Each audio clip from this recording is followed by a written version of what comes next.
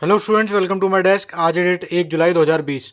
आज इस वीडियो में हम डिस्कस करेंगे कि आपके सभी एग्जाम्स में करंट अफेयर्स से रिलेटेड आज की डेट से कौन कौन से क्वेश्चंस बन सकते हैं। तो पेन पेपर ऑन कर लीजिए और सभी इंपॉर्टेंट फैक्ट्स को नोट डाउन करते चलिए और वीडियो को अंत तक देखिए ताकि आपकी कोई भी इंपॉर्टेंट फैक्ट मिस ना हो। आपकी पहली अपडेट है आज की। किस राज्य सरकार ने हाल ही में मुख्यमंत्री मातृ पुष्टि उपहार योजना शुरू की है? अरुणाचल प्रदेश, असम, त्रिपुरा या मणिपुर? आपका राइट ऑप्शन है इसमें त्रिपुरा। देखिए, इस योजना का उद्देश्य गर्भवती और स्तनपान करने वाली महिलाओं को पोषण किट देकर शिशु और मातृ मृत्यु दर और कुपोषण का मुकाबला करना है। सरकार ने यह घोषणा की है कि गर्भवती महिलाओं का परीक्षण पास के प्राथमिक स्वास्थ्य केंद्रों में 4 बार किया जाएगा और प्रत्येक परीक्षण के बाद उन्हें पोषण किट भी दिया जाएगा। इस योजना का उद्देश्य राज्य में शिशु और मातृ मृत्यु दर को कम करना है और पोषण किट की कीमत राज्य सरकार को 500 रुपये लगभग पड़ेगी। इस योजना के माध्यम से राज्य में लगभग हर साल 40,000 महिलाओं को लाभान्वित किया जाएगा। बात कर लेते हैं त्रिपुरा की। राजधानी है अगरतला, सीएम है विप्लव कुमार देव, राज्यपाल हैं रमेश बैस। इतना आपको इस क्वेश्चन में से याद रखना है। नेक्स्ट अपडेट है आज की आपकी। केंद्र सरकार ने प्रधानमंत्री मुद्रा योजना के तहत शिशु लोन के कर्जदाताओं को कितने प्रतिशत ब्याज देने की मंजूरी दी है? 0.50%, 1.00%, 2% या 4%? आपका राइट ऑप्शन है इसमें 2%। देखिए, हाल ही में केंद्र सरकार ने प्रधानमंत्री मुद्रा योजना की शिशु श्रेणी में लाभार्थियों को 50,000 रुपये तक का कर्ज बिना किसी गारंटी के दिया जाता है, जिस पर कि सरकार ने 2% की ब्याज की छूट सरकार के द्वारा दी जाने की घोषणा की है। यह कदम छोटे कारोबारियों को लॉकडाउन से हुई समस्या में उभरने के लिए उठाया गया है। 24 जून को ही मंत्रिमंडल की बैठक में इस पर निर्णय लिया गया है। इस योजना की शुरुआत प्रधानमंत्री नरेंद्र मोदी के द्वारा 8 अप्रैल 2015 को की गई थी। इसके तहत 10 लाख रुपये तक का कर्ज लघु एवं सूक्ष्म उद्योगों को दिया जाता है। इतना आपको उस क्वेश्चन में से याद रखना है। नेक्स्ट अपडेट है आज की आपकी। भारत ने टिकटॉक, शेयरिट, यूसी सहित 59 चीनी ऐप पर किस कानून के तहत प्रतिबंध लगाया है? IT act 2000, national security act, IPC या फॉरेन ट्रेड एक्ट? आपका राइट ऑप्शन है इसमें आईटी एक्ट 2000। ठीक है, भारत सरकार ने चीन से उत्पन्न 59 ऐप पर हाल ही में प्रतिबंध लगा दिया गया है, जिसमें से कि TikTok, UC browser, file sharing app, SHAREit और कैम स्कैनर जैसे ऐप शामिल हैं। सूचना प्रौद्योगिकी अधिनियम की धारा 69A के और सूचना प्रौद्योगिकी अधिनियम प्रक्रिया और सुरक्षा उपायों के लिए सार्वजनिक सूचना को अवरुद्ध करना नियम 2009 के तहत इसे सूचना प्रौद्योगिकी मंत्रालय के द्वारा प्रतिबंधित किया गया है। सूचना प्रौद्योगिकी अधिनियम 2000 की धारा 69A का शीर्षक किसी भी कंप्यूटर संसाधन के माध्यम से किसी भी जानकारी के सार्वजनिक उपयोग के लिए अवरुद्ध करने के निर्देश जारी करने की शक्ति सरकार को देता है, यह इसमें बताया गया है। मंत्रालय के अनुसार ये ऐप उन गतिविधियों में लगे हुए हैं जो कि भारत की संप्रभुता और अखंडता, भारत की रक्षा, राज्य की सुरक्षा और सार्वजनिक व्यवस्था के लिए पूर्वाग्रहपूर्ण है। यह कार्रवाई भारत और चीन के बड़े चीनी व्यवसायियों के लिए एक चेतावनी भारत की ओर से हो सकती है। इतना आपको क्वेश्चन में से याद रखना है। नेक्स्ट अपडेट है आज की आपकी। कोवैक्सीन नवीन कोरोना वायरस के खिलाफ भारत की पहली उम्मीदवार वैक्सीन को किस कंपनी के द्वारा विकसित किया गया है? Shantha biotech, Biocon, serum institute of India या भारत बायोटेक? आपको राइट ऑप्शन है इसमें भारत बायोटेक। देखिए, कोवैक्सीन नवीन कोरोना वायरस के खिलाफ भारत की पहली उम्मीदवार वैक्सीन है।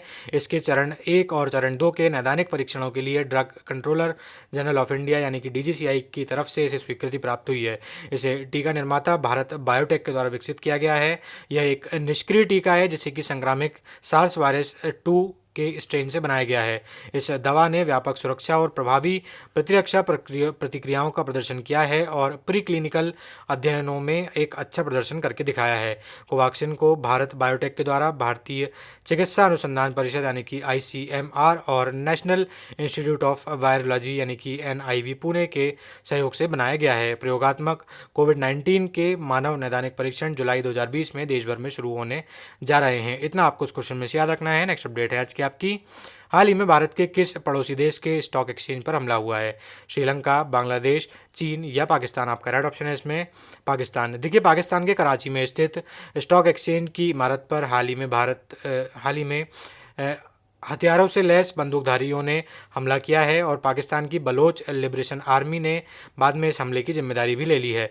बात कर लेते हैं बलूचिस्तान, जहाँ की ये लिबरेशन आर्मी है। बलूचिस्तान एक क्षेत्र है जो कि पाकिस्तान, ईरान और कुछ हिस्सा अफगानिस्तान में भी जिसका आता है। राजनीतिक रूप से इसमें पाकिस्तान बलूचिस्तान प्रांत, ईरानी प्रांत सिस्तान, माफ़ कीजिएगा, एवं बलूचिस्तान और अफगानिस्तान के दक्षिणी क्षेत्र इसमें शामिल हैं।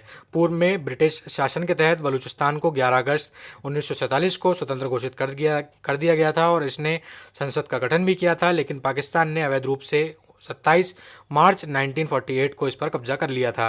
पाकिस्तान पर बलूच को व्यवस्थित रूप से दमन और हाशिए पर रखने का आरोप है और यह कहा जाता है कि 2004-2005 के बाद से 1,40,000 से अधिक बलूच विस्थापित हुए हैं और बलूचों को नौकरियों और यहाँ तक कि पानी और बिजली जैसी बुनियादी सुविधाओं से भी पाकिस्तान के द्वारा दूर रखा जाता है। इतना आपको उस क्वेश्चन में से याद रखना है। नेक्स्ट अपडेट है आज की आपकी, खोलुंग चू जल विद्युत परियोजना भारत के साथ किस देश की संयुक्त विद्युत परियोजना है? म्यांमार, बांग्लादेश, भूटान या नेपाल? आपका राइट ऑप्शन है इसमें भूटान।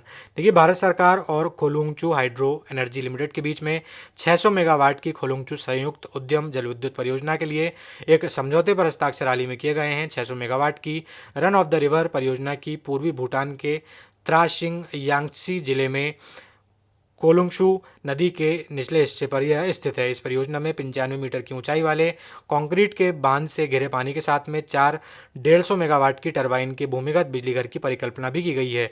इसे भूटान की ड्रक ग्रीन पावर कॉरपोरेशन और भारत की सतलुज जल विद्युत निगम लिमिटेड के बीच गठित एक संयुक्त उद्यम कंपनी खोलुंगचू हाइड्रो एनर्जी लिमिटेड के द्वारा कार्यान्वित यानी कि एग्जीक्यूट किया जाएगा।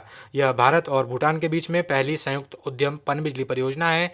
इस परियोजना के 2025 की दूसरी छमाही में पूरे होने की उम्मीद है। इतना आपको उस क्वेश्चन में से याद रखना है। नेक्स्ट अपडेट है आज की आपकी, वर्ल्ड बैंक ने भारत के 6 राज्यों में शिक्षा सुधार हेतु कितने ऋण को मंजूरी दी है? $5 करोड़, $10 करोड़, $25 करोड़ या $50 करोड़? देखिए, आपका राइट ऑप्शन है $50 करोड़। देखिए, वर्ल्ड बैंक ने हाल ही में भारत के राज्य केरल, मध्य प्रदेश, महाराष्ट्र, उड़ीसा, राजस्थान और हिमाचल प्रदेश जैसे राज्यों के लिए भागीदारी में मूल्यांकन प्रणालियों को अच्छा करने के लिए इससे कई कार्यों में मदद देने के लिए $50 करोड़ के ऋण देने की घोषणा हाल ही में 28 जून 2020 को की गई है। उसके कार्यकारी निदेशक मंडल ने भारत में शिक्षा सुधार के लिए $50 करोड़ यानी कि 3700 करोड़ रुपए के ऋण को स्वीकृति दी है। इस पैसे से स्कूली शिक्षा में गुणवत्ता को बढ़ाया जाएगा और स्कूलों के संचालन में सुधार भी लाया जाएगा। इससे 15 लाख स्कूलों में 6 से 17 साल की आयु के 25 करोड़ छात्रों को और 1 करोड़ से अधिक शिक्षकों को फायदा भी पहुंचेगा। ठीक है, इतना आपको उस क्वेश्चन में से याद रखना है। नेक्स्ट अपडेट है आज की आपकी, हाल ही में संस्कारितिक सद्भाव मंडप की आधारशिला किस राज्य में रखी गई है? बिहार, उत्तर प्रदेश, मध्य प्रदेश या छत्तीसगढ़? आपका राइट ऑप्शन है इसमें उत्तर प्रदेश। देखिए, केंद्रीय अल्पसंख्यक मामलों के मंत्री ने रामपुर, उत्तर प्रदेश में संस्कारितिक सद्भाव मंडल की आधारशिला रखी है। प्रधानमंत्री जन विकास कार्यक्रम के तहत केंद्रीय अल्पसंख्यक कार्य मंत्रालय द्वारा 92 करोड़ रुपए की लागत से संस्कारितिक सद्भाव मंडल का निर्माण किया जा रहा है। इस सामुदायिक केंद्र का उपयोग विभिन्न सामाजिक, आर्थिक, सांस्कृतिक गतिविधियों, कौशल विकास प्रशिक्षण, कोचिंग, आपदा जैसे कोरोना के दौरान राहत गतिविधियों और विभिन्न खेल गतिविधियों के लिए भी उपयोग किया जा सकेगा। इतना आपको उस क्वेश्चन में से याद रखना है। नेक्स्ट अपडेट है आज की आपकी, प्रधानमंत्री मोदी द्वारा की गई घोषणा के अनुसार पीएम गरीब कल्याण अन्न योजना कब तक के लिए बढ़ा दी गई है? सितंबर 2020, अक्टूबर 2020, नवंबर 2020 या दिसंबर 2020? आपका राइट ऑप्शन है इसमें 2020 नवंबर तक। देखिए, प्रधानमंत्री नरेंद्र मोदी ने हाल ही में गरीब कल्याण अन्न योजना को नवंबर 2020 के अंत तक बढ़ा देने की विस्तार की घोषणा की है। इस योजना का जुलाई से नवंबर 2020 के अंत तक के लिए विस्तार कर दिया गया है। इस 5 महीने की अवधि के दौरान प्रति परिवार प्रति माह 1 किलोग्राम मुफ्त चना के साथ में 80 करोड़ से ज़्यादा लोगों को प्रति माह 5 किलोग्राम मुफ्त गेहूं या चावल उपलब्ध कराए जाएंगे।